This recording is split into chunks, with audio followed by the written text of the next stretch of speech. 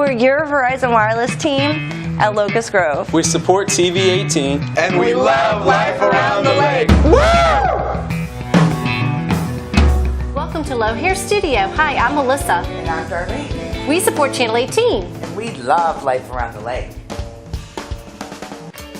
Hi, we're Diane and Keith Morris from Integrity Automotive. And we support TV 18 and love life around the lake.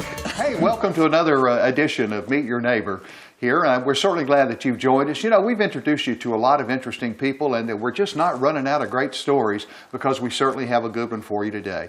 With my friend Sam Thomsen. Many of you know Sam, and we're going to find out about his story and much more right here on Meet Your Neighbor. So don't you dare go away, because today the story's all about you.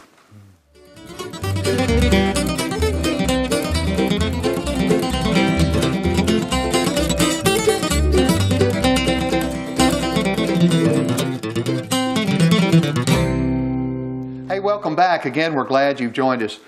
Sam Thomsen is an interesting man. He's a man that I've sat next to for several months in a Bible study group that we attend here at Lake of the Woods Church. And little do we know about each other. Our circles have gone in many different directions, haven't they? They have. Wow. And you're an old Norwegian from Minnesota. Yeah. Been coming from Minnesota. but young enough that you didn't stay there very long, did you? That's right. Just until I was 10 years old. I was born in 31 and lived there during the Depression in a country home, a little farm my grandfather owned, and enjoyed life in a place that I love to remember. But in 1941, we moved to California. My dad needed to get a job after the Depression, and so. Did you find growing up on a farm, though, in that early life, did you see yourself following the family tradition and being a farmer? Or was that something just you were raised in? Well, actually, my grandfather, who had the farm, was a railroader. He had come from Norway in 1879 as a 17-year-old to escape the Swedish draft, of all things, and found Minnesota and worked 12-hour days, 6 days a week, and bought property near one of the railroad stations, which he then threw the switch on for the rest of his life. I'm sure he was paid something by the railroad, but twice a day he'd walk across the street, throw the switch, and come back and milk the cow or feed the chickens. And I followed him around as a 3 to 5-year-old. Unfortunately, he died when I was 5, but I loved the man and loved being with him. So by the time you're 10, and now you go from the tundras of Minnesota to the palm trees of Southern California. And the beaches. Oh, and the beaches. Can't leave the beaches out. Yeah, there's not many beaches in Minnesota, is there? Once you got to California, you got there in a very interesting time in history because it was just prior to the war, wasn't it? Right. You know, we got there in July, and the war, of course, in December.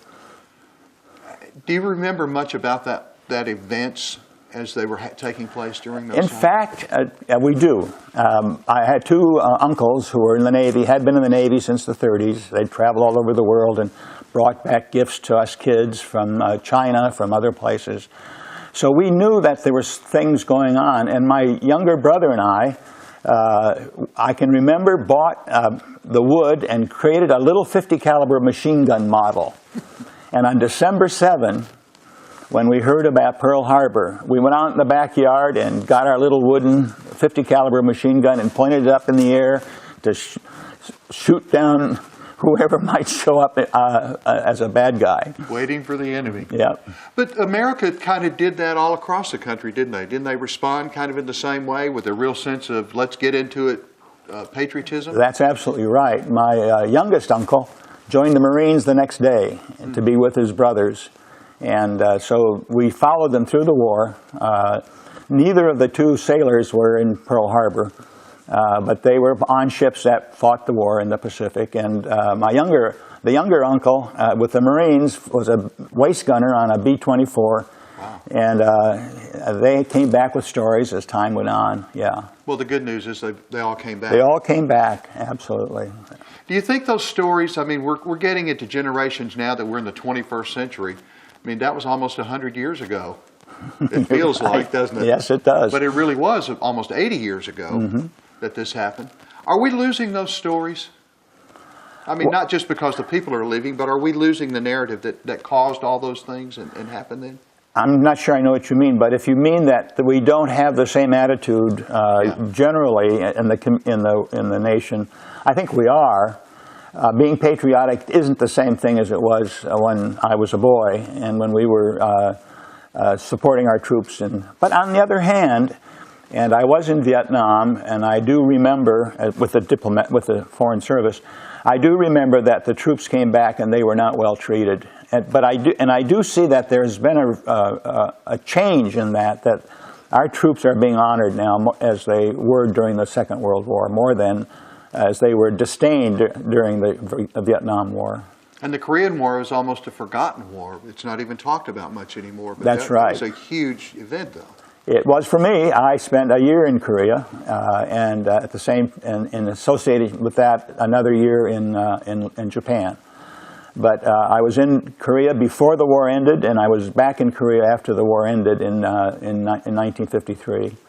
And when I came home, no one even knew where Korea was still. The times between World War II and the times that we live in today, the military's changed as well as politics have. But you were in the Army during the Korean War, weren't you? That's right. 51. You attacked the North Koreans with a saxophone. That's right. I was in the 7th Division Band in Korea, and we played for the troops. It was a morale builder, but we were also the security guard for the division headquarters. Division's made up of about 20,000 with a general commanding, and the band is a part of the division apparatus. But we also knew how to fire weapons, and we could stand if we had to, and we were able to provide protection for the general. Yeah. How important are those kind of events where the bands play for the troops and are able to get out and entertain? How important are those things for people? Well, given the reaction to us, it was pretty important. They enjoyed it, and it was a break for them. And the parades, of course, were associated with honors of various kinds that gave some seriousness to and importance to the event. So it was important. It's an ancient tradition for military to have musical, going back to the bagpipe for the Scots and even before that. Well, we can go back further than that. It was the priest with the trumpets. Yes, that's right. From those old biblical days. That's exactly right. So did that look like it was going to be a career for you at that time? At the time, I wanted to be a music teacher. That was what I intended to become. But it was the time in Korea that kind of alerted me or sensitized me to the fact that there was a big world out there and a dangerous one. And I decided I wanted to be a part of the organization that helped protect America through diplomacy. So I went back from the military to UCLA, studied international relations, and in time joined the Foreign Service.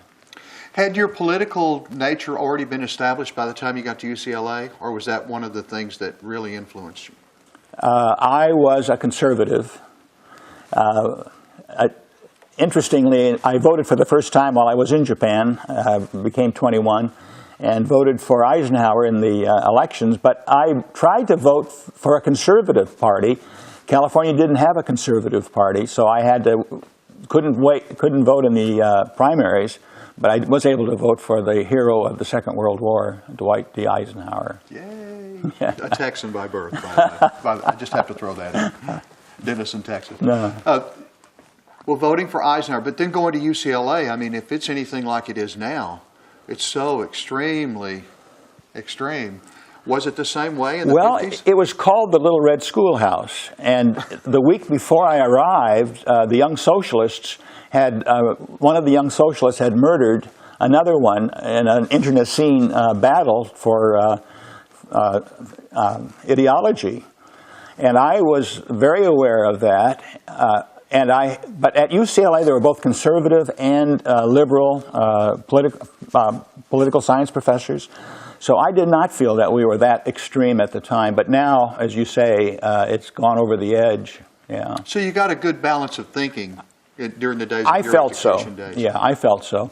And politics wasn't that important in the lives of the students or even the lives of the faculty. In retrospect, I felt good about UCLA at the time. I've thought about that later, especially in the context of the issues today, and it was a mild situation compared to today. Yeah.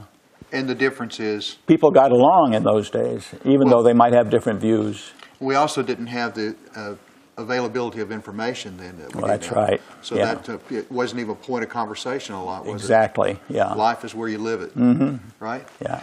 Well, you go from the conservative years of Eisenhower, the post-war, America's on its way up, Levittown's being built, GIs are going to school, and we've got a whole new generation of leadership coming out of those million people who served in the military during the wars.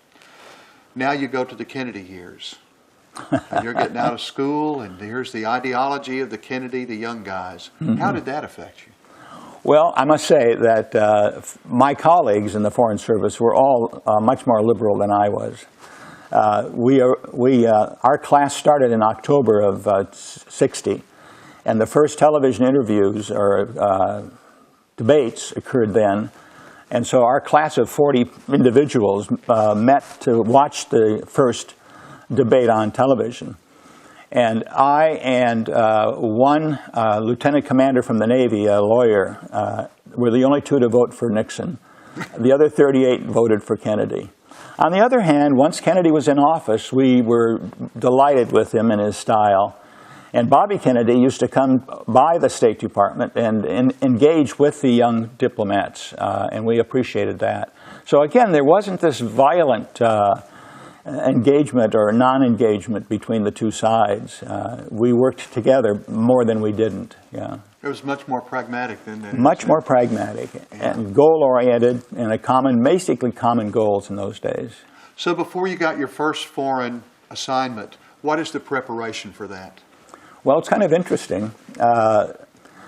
Once I finished the basic course, the basic training course. And where was that taught? That was taught at what is called the Foreign Service Institute in Washington, D.C. And after that, I was given 6 weeks of French, introductory French. Then I was given an assignment in Washington. It was actually a very interesting one on what was called the management staff of the department, studying on issues and resolving issues of an organizational or procedural kind.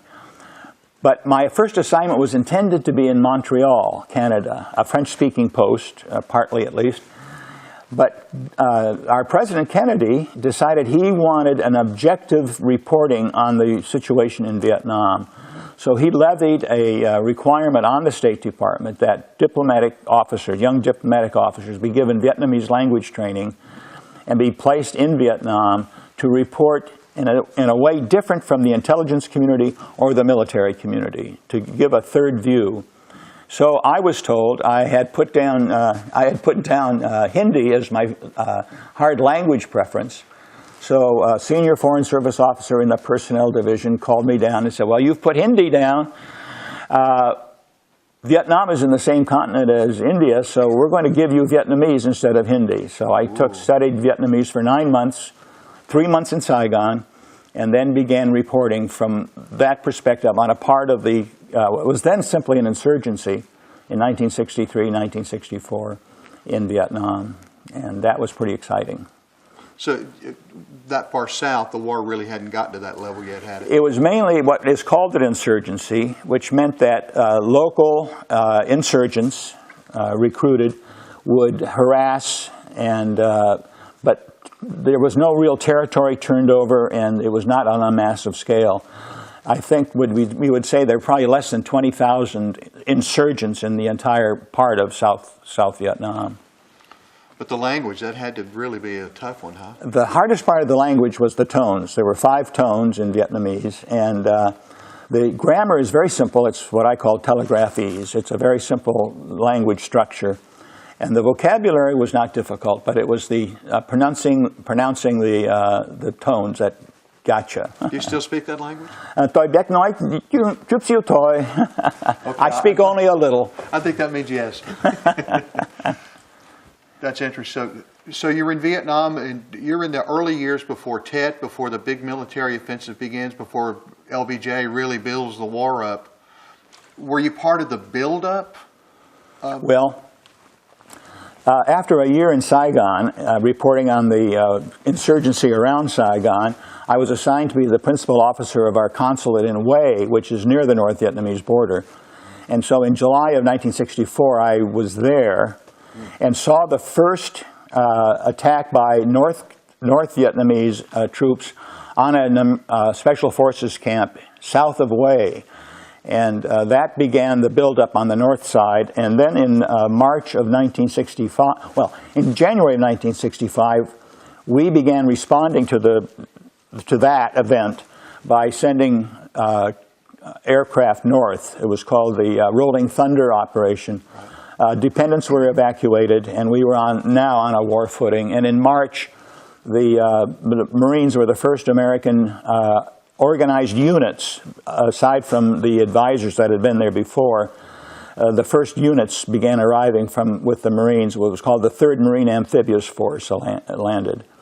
And that buildup then increased over time until by the late 60s, we had tens of thousands of troops in South Vietnam. I think 500,000 at one time. 500,000, 500,000, I'm sure. Yeah. Grown that big. Yeah. Wow. Several divisions. And my emphasis then moved from reporting on an insurgency, which was no longer the main event, but providing political advice.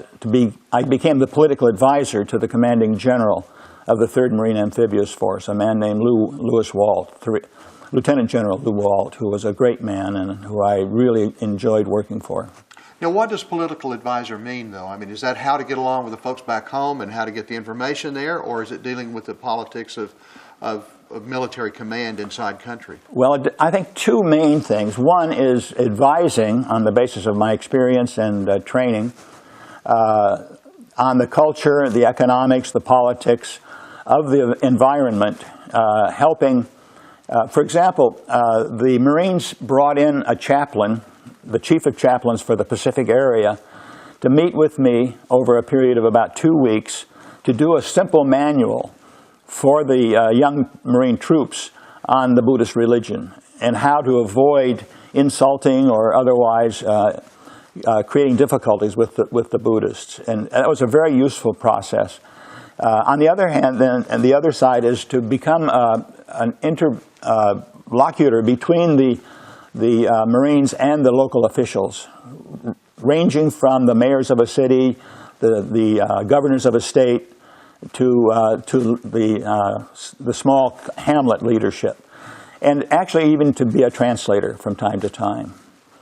But also during all of that, to provide my own analysis of the political situation in the area where the Marines operated. And that information would go back to State Department here in Washington, and it would go to the Commandant of the Marine Corps and to the Secretary of State, eyes only. So it was frank, and it's the best kind of information that we could provide. And that message would be introduced by the political situation, and then go on to carry on all of the Marine-style reporting that was required. So yes. Yeah. Yes, a big job. A big job. A very important job, isn't it? I mean, that's this armchair quarterbacks. One day, the general called me into his office, and he said, "President Johnson's on the phone, and he wants your opinion on the commanding general of the Vietnamese forces that we're working with." So I spent about 5 minutes with the President of the United States, giving my point of view. Now, the general, of course, had given his point of view, and we happened to be in sync, so that was a useful thing. Yeah. Did the President ask interesting questions? Yes, he did. Very frank, very direct questions, and they were operationally important questions, and I was delighted to be able to give him my first-hand view on a very important person in our Allied effort. Well, once your assignments in Vietnam was over, then where did you go from there? Well, kind of as a vacation, they sent me to Cornell for a year to study Southeast Asia, Southeast Asian history, politics, and economics. Cornell was a leading institution for that. Some of their professors were world renowned for their abilities and their knowledge, and that was a very useful and helpful year and a nice, relaxing time. So did you feel like that was still in preparation for something that was coming later? Was that the whole point? That was the whole point, to become a Southeast Asia regional expert. And in fact, after I finished at Cornell, they sent me off to Vientiane, Laos. So immediate use of that training and education. And that was still while the war was really raging then, wasn't it? Well, 1967, 68, 69, and 70, the war was at its peak in Vietnam, and the war had lapped over into Laos over time, and of course the what's so-called Ho Chi Minh Trail was in Laos. So there were a lot of connections between Laos and the war in Vietnam. Was it easy to define the enemy once you got to Laos? It was not difficult, yeah. The Pathet Lao, which was the communist Lao, which was really an offshoot of the Vietnamese Communist Party, and the Royal Lao Army, this was a fairly traditional war. They fought each other in armed units. And in parts of Laos, there were insurgencies, much like in Vietnam, but that was a small part of the war in Laos.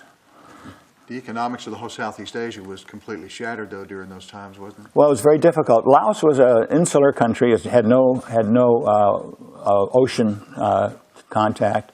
Thailand on the one side and Vietnam on the other side had, over the centuries, contended for Laos. So this was not, it was a part of an historical pattern.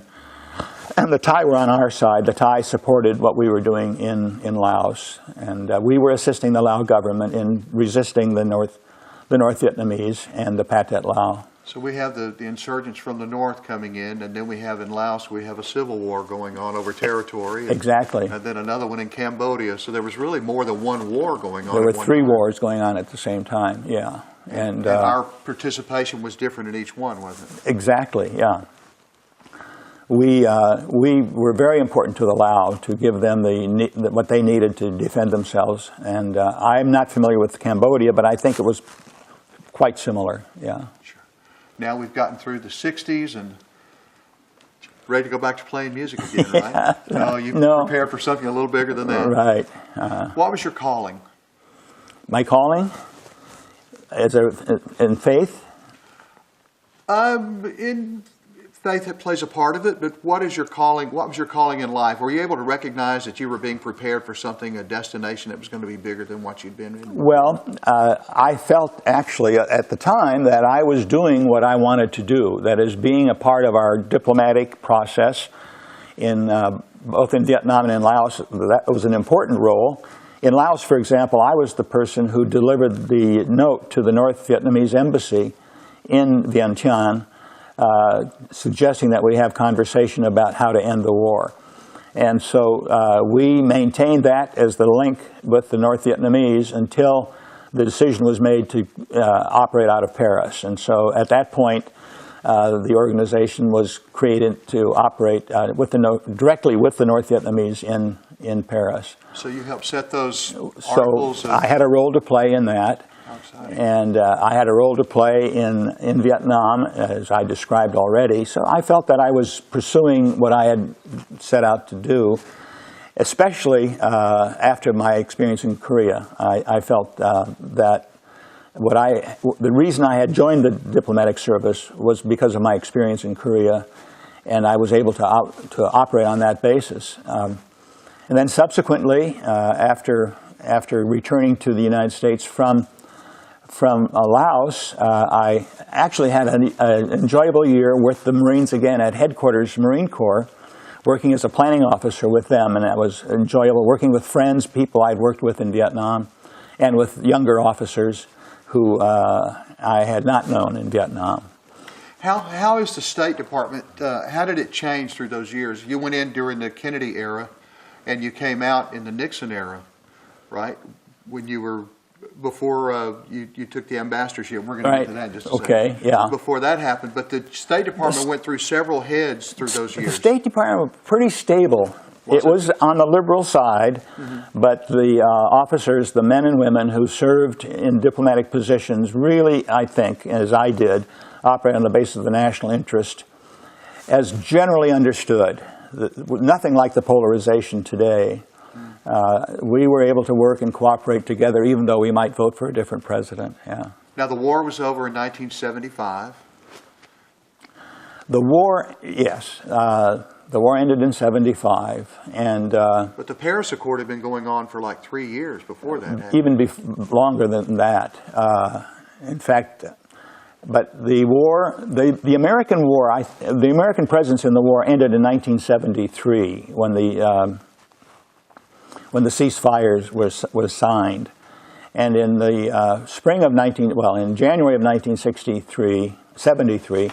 I was sent back to Vietnam for 6 months to assess along with 50 other language officers. We covered the country and tried to understand what was happening with the Vietnamese, and we also monitored what was called the International Control Commission, made up of representatives from Canada, Poland, and Indonesia, and I may be wrong on those countries. But that Control Commission was trying to separate the parties and to keep the peace. And so part of my responsibility, and I was in Da Nang at this time, not far from Hue, where I'd been before, reporting on the situation in that part of the country. And at that time, it seemed that peace might be able to be pursued, much like in Korea, where the dividing line was set and where the two sides were able to stay separated, but that did not happen. Is it interesting to you that now, these 40 years after the war is over, our relationship with Vietnam and what it is now? Well, it's kind of amazing. Of course, it's also similar, not dissimilar at all, from the situation with Japan and Germany, who were our arch enemies during the Second World War, and yet are now our strongest allies. Vietnam, I have not been back, but friends who have been back say that, first of all, a vast majority of the Vietnamese are under 25 and don't even remember the war. And American industry is operating in Vietnam, and the Vietnamese, according to those who have been there, are very friendly toward the Americans. So I think that's fine. It's not inevitable, but it's very, very valuable that we've had that change in attitude. So did we lose that war? We did not lose the war. The tragedy is that after we left, we did not provide the South Vietnamese with the support that we had promised them. A change in government in Washington, and we stopped doing what we had committed ourselves to do to assist the South Vietnamese. And the North Vietnamese seized on that, recognizing what had happened, that we were not going to provide the South Vietnamese with the support that we had committed ourselves to. And they, by 75, had fought essentially a traditional war. They invaded South Vietnam. It was not a revolution or an insurgency any longer. It was the North invading the South, and they defeated the South Vietnamese army. But there was not a single American unit in South Vietnam after 1973. So the United States, although we were supporting the South Vietnamese, were not physically present for that sad time. It was a sad time. How did the State Department handle all the changes after Watergate? I mean, the politicizing went on in this country. That's probably the beginning of awareness for the public during the Watergate era. How did that affect the people who were in service that just kind of had to keep doing their job and keep going in spite of it? Well, it didn't affect us too much at all, but a sad anecdote. As I said, I was back in South Vietnam reporting on the end of the war in 1973. And in 1973, I was attending the South Vietnamese military briefings every morning in Da Nang, that is for the northern part of South Vietnam.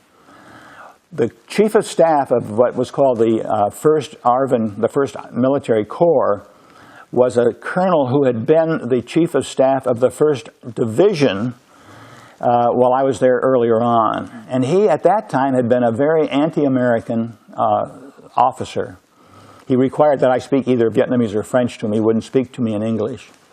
In 1973, he was now the chief. He'd been promoted to be chief of staff of a much larger organization.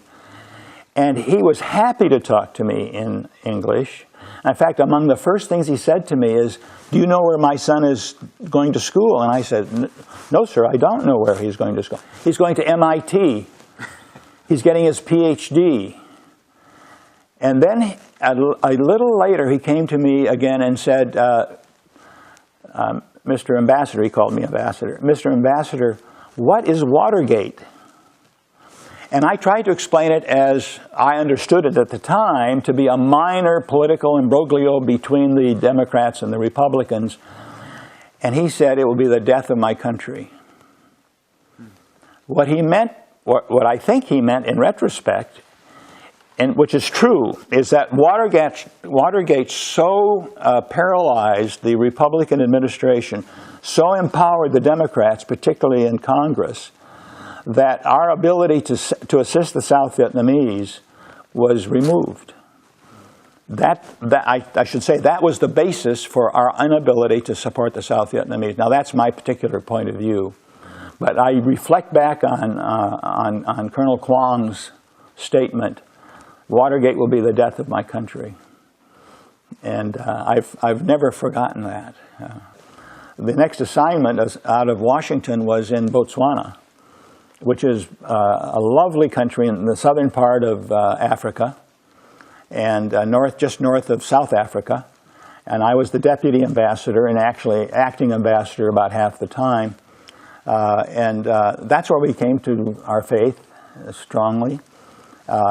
We were in a small group around the Bishop of Botswana. The Anglican Bishop of Botswana was an American who had gone to UCLA at the same time I had, although we didn't know each other. But he was a strongly faithful, had a group of people from all over the world around him, South Africans, people from far away as Singapore and Kenya. And we would meet together for a social time and a prayer time on a Friday evening. And that really was strongly influenced Judy and me, and we came to faith at that time. So Botswana was a lovely place. And I should say, on behalf of Botswana, it's probably the most truly democratic country in Africa. And they're quite well off now with diamonds and other precious minerals. So we had a wonderful time there for 2 years. And you raised some children there too. Our children were just in their early teens, and they could ride their bicycles all over town. And we had good friends, and we got to do a lot of touristic traveling around Botswana. Beautiful game watching all over Botswana. So if you want to go to a place which has wonderful game viewing and is democracy, go to Botswana. Now you have 3 children, correct? Correct. Did what you did for a living, did that influence what they chose for their professions? Not finally. Our daughter, who lives not far from here, and who has a wonderful ministry that actually now is working with the RISE program at the church. Our number 2 is in Bermuda, working for what is called a reinsurance corporation. They insure insurance companies, and we're talking billions of dollars. He is their information and program officer and is doing very well. But Bermuda is a lovely place to spend some time. I'm not sure how long they want to stay there, but they're loving it now. And our youngest is, our younger son is a realtor in Vienna, Virginia, just close by. In fact, I had lunch with them yesterday. And they're all strong believers, and that was a part of their experience in Botswana. I should say, we had a miraculous healing in this group, this Friday evening prayer group. A wonderful British nurse in her 60s, suffering from severe arthritis, had to stop visiting the countryside to administer to the folks there. And our kids said, "Why don't we pray for Pippa?" And of course we were concerned, well, if we pray for her and nothing happens, and what is that going to do? Well, we said yes, we would. So we circled Pippa one Friday evening and prayed and sang, and Pippa stood straight up, her hands straightened out. She leaped for joy, specifically. And so for our kids, the healing power of Christ is as real as electricity. You can't see it. You might get shocked by it a little bit. You can't see it, but it works, and you know it works by the results. And so the healing of Pippa, not everyone has that wonderful experience, but the healing of Pippa helped them solidified their faith, and ours too, as a matter of fact. Well, when you experience it or see it or firsthand witness to those things, your life's never the same after that. Never the same. There's a responsibility to that experience too, isn't there? Yeah. To keep that faith strong. Yeah. So your wife and family are all veterans as well. They are, and the kids all enjoyed their time, and they all remember it with with good joy. That their time in Botswana, their time in Nigeria later on, and our time in the Marshall Islands, where they were able to visit us also. But I think the most important place was Botswana. Life-changing for the whole family. Life-changing for the whole family. Well, now we go to the Marshall Islands, and you got there in the 1980s, and under President Bush. Reagan signed my commission. President Reagan, there's a picture in my office of shaking hands with him. The day I was commissioned, it was a very busy day. At 11 o'clock in the morning, we had a commissioning ceremony on the 8th floor of the State Department.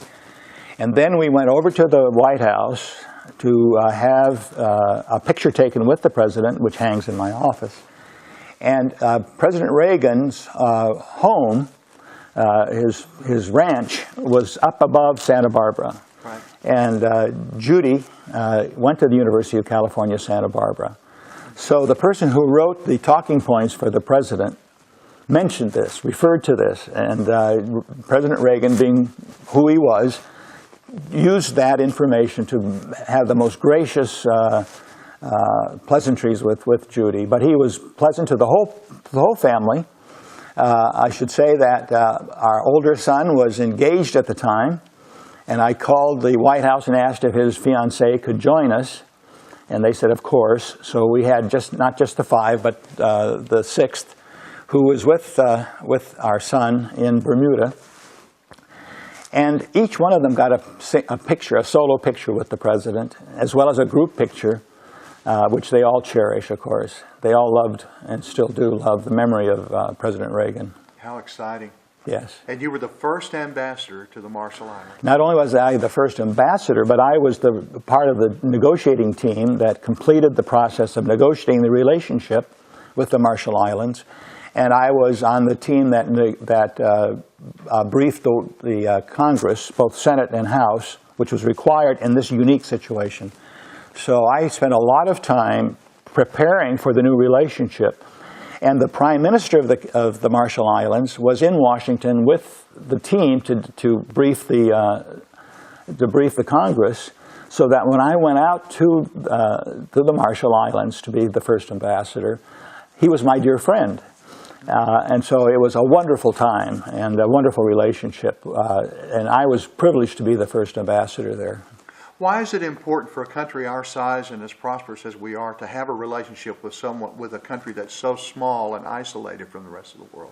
Why is it important? Well, it's unique in each case, but in the case of the Marshall Islands, there's no question. First of all, the Kwajalein Atoll is the home of what is called the Kwajalein Missile Range, where over the decades we have practiced shooting our ICBMs from Vandenberg Air Force Base in California to the huge lagoon, the huge lake, so to speak, and they land perfectly in the middle of that lagoon, and that proves the quality of our capability.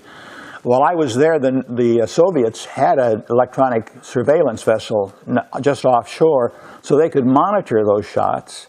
And I was always tickled to see them watching us providing such accurate use of our ICBMs. But Kwajalein was very important to us for our national. We also had very strong radar there that could protect us by providing early warning if the Soviets were to shoot off a missile toward us.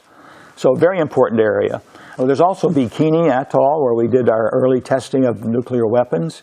And the sad aftermath of that, even to this day, there are people who are suffering from the after effects.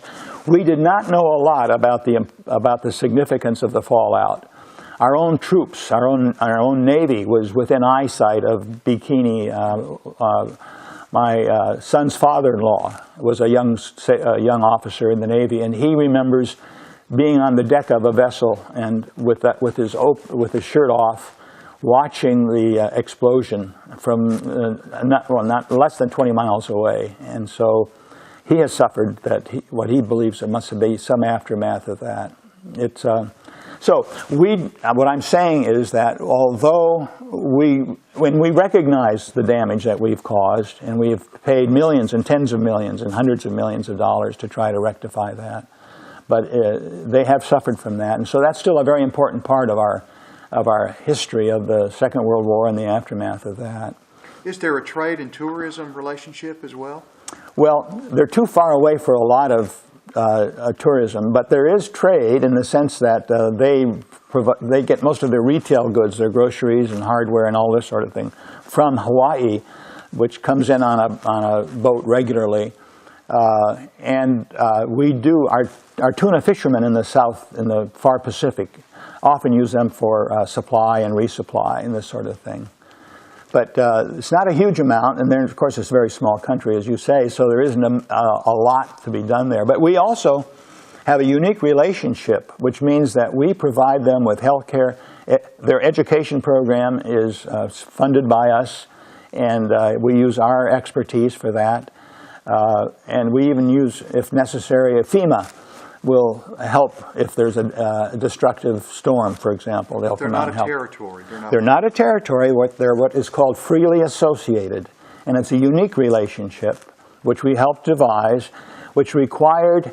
That's why it required both House and Senate to approve. That's why it required a plebiscite, UN-monitored plebiscite, for them to approve the relationship, and we had to approve it in our Congress. And that relationship is unique. It allows the Marshallese to come to this country without a passport, and to stay permanently. And there are communities in California and Oklahoma, for example, where Marshallese operate. They have some very unique skills that they are in demand for, medical equipment, for example.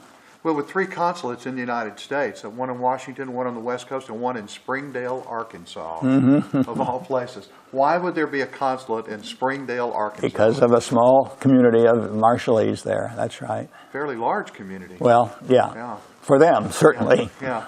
And they work in the chicken houses. Yes. Was that something the government helped in the relocation program? No, this is their own. The relocation mainly has gone to Hawaii, and they have good communities in Hawaii too, of course. And that's because of the nuclear. Well, only in two small islands, really, or 2 small atolls were affected by the nuclear testing. Most of the 22 atolls were not touched at all by it. That had to be very exciting when you received that assignment. Oh, it was. It was. It was an outgrowth, of course, of my assignment to the negotiating team, and a natural outcome of that. And we were tickled. In fact, Judy would have stayed there forever. I returned from the Marshall Islands and took a course, a 30-day course on how to be retired. The State Department's pretty good at that, in providing that, and then we were retired. Now, in what year was that? That was 1990. 1990.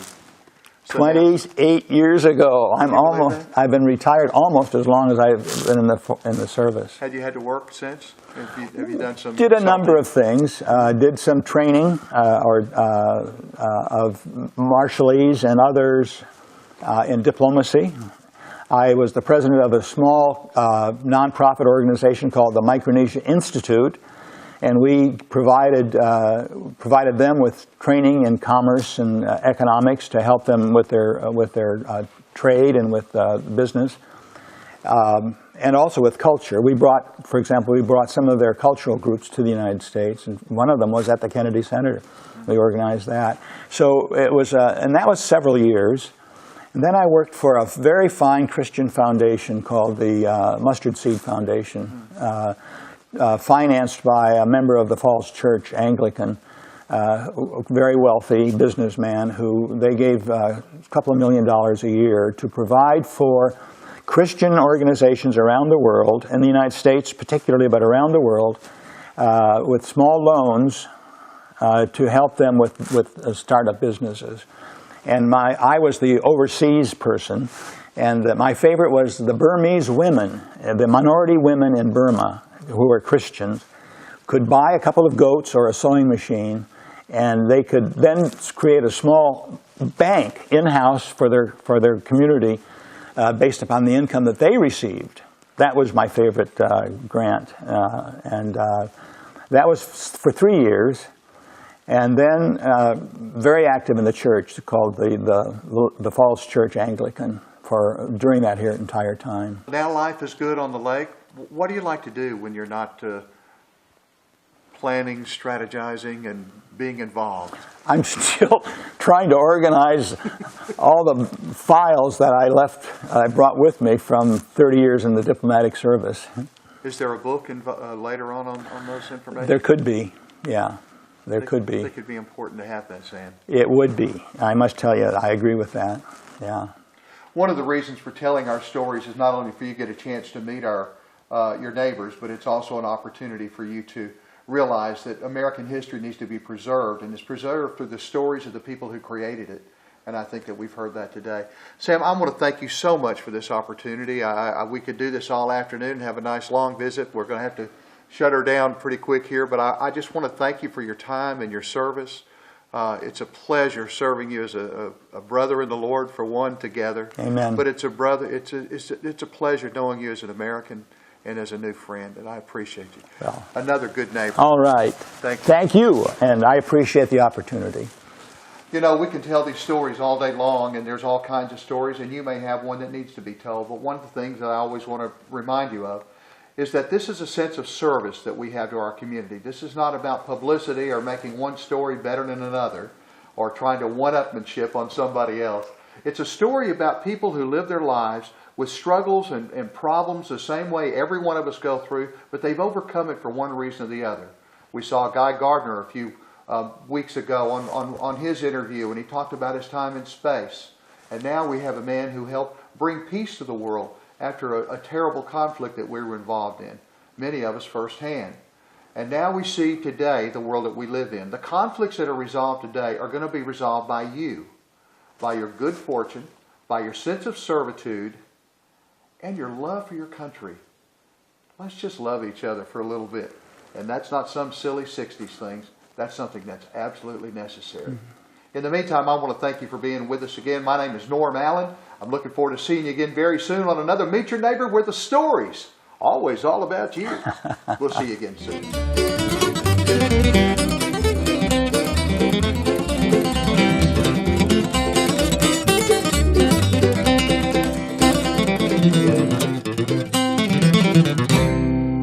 This is the crew from the Flower Cottage. We are excited to support TV 18. We love life around the lake. Welcome to Low Hair Studio. Hi, I'm Melissa. And I'm Darlene. We support Channel 18. And we love life around the lake.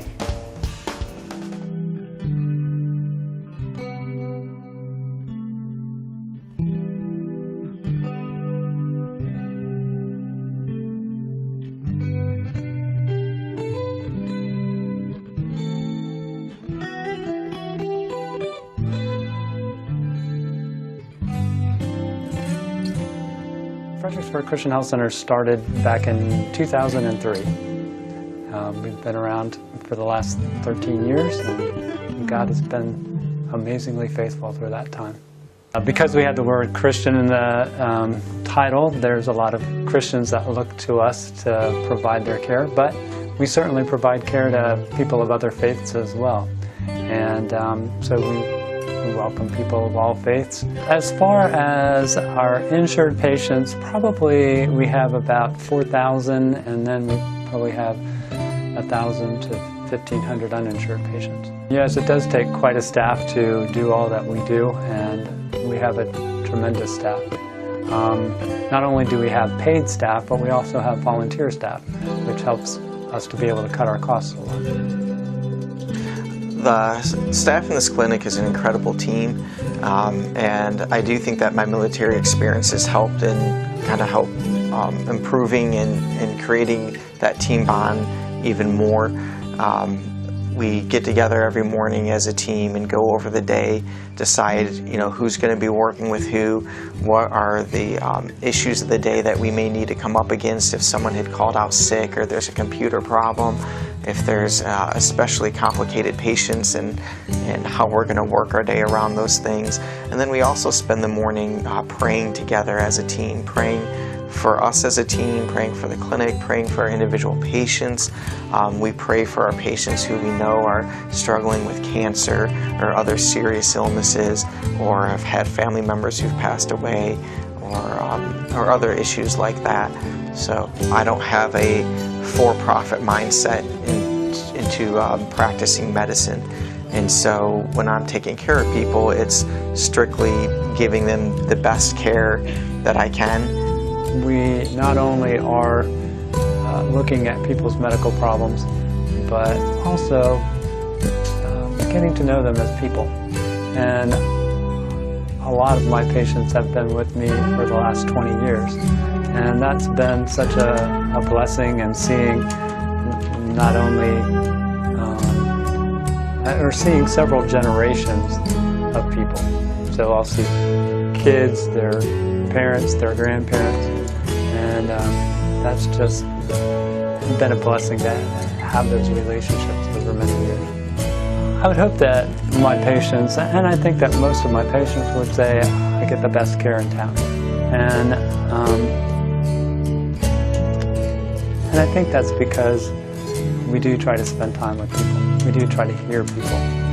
We're not trying to rush through a visit just to get to the next person. Those relationships that really matter in our day-to-day seeing patients. So in the years down the road, I really don't know what the clinic's going to look like. I think that we would like to be able to continue our mission of being able to provide care to the uninsured. And in addition to just caring for the normal physical health of patients, we also are concerned about their emotional health as well as spiritual health. So there are times when people are going through crises, and they may want some spiritual support through that, and we offer them to pray with them if they would like to.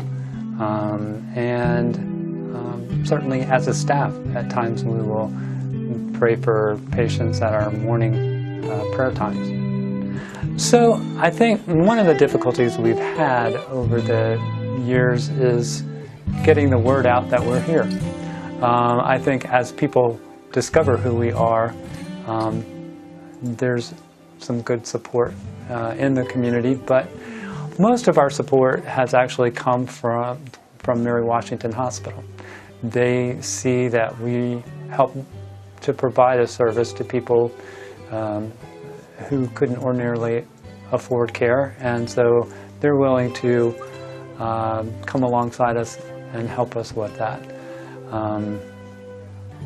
Unfortunately, over the last year, some of that support has had to be cut because their own funding has not been as good as they would like.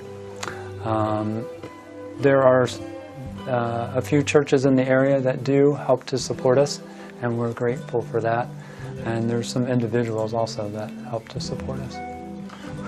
Ultimately, we are completely in God's hands, and we're operating by the grace of God. So there's so many factors, in terms of the nationwide politics and, what health insurance is going to look like that could affect our mission. And funding is a big part as well. We've recently lost a very large amount of the funding grant money that we used to be getting. And so right now is a time that we're really relying on God, day by day. Well, I think it's vital over the coming months and years that we do find other sources of funding, people who do believe in our mission to provide for those who can't afford care. And so I think partnering with businesses, partnering with other churches, we can't do this on our own. Whether you know it or not, there are people in your church, most likely, who come to our clinic. we're taking care of those people. We need your prayers. None of this can work without God. Every year we see that played out. And we need our community, and you're part of that.